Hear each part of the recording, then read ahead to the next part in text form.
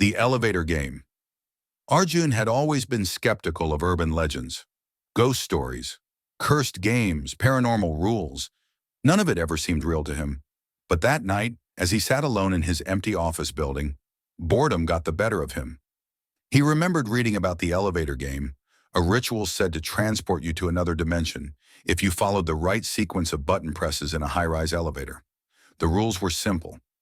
The building must have at least 10 floors. You must be alone. You must enter the elevator at midnight.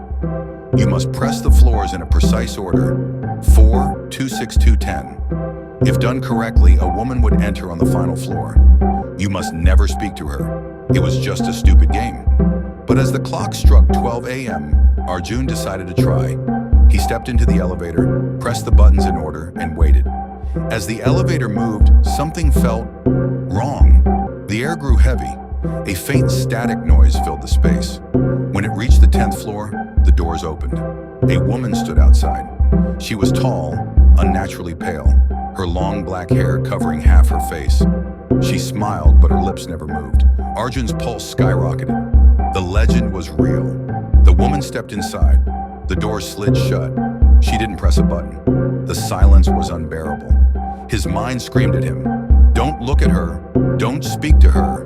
But then she laughed, soft at first, then growing distorted and inhuman. Arjun squeezed his eyes shut, willing the elevator to reach the first floor.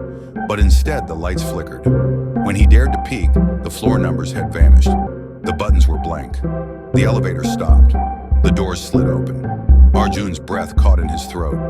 The world outside was wrong. A dimly lit, endless hallway stretched before him, lined with doorways leading into darkness. The air smelled of rot and decay. The woman turned toward him, her head tilted, her smile widening unnaturally. "You shouldn't have come," she whispered. The doors began closing.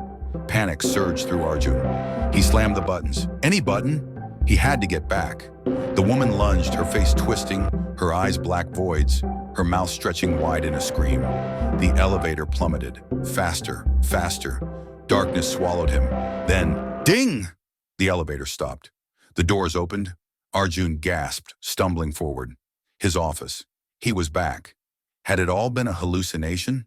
A nightmare? His phone buzzed. A message from an unknown number.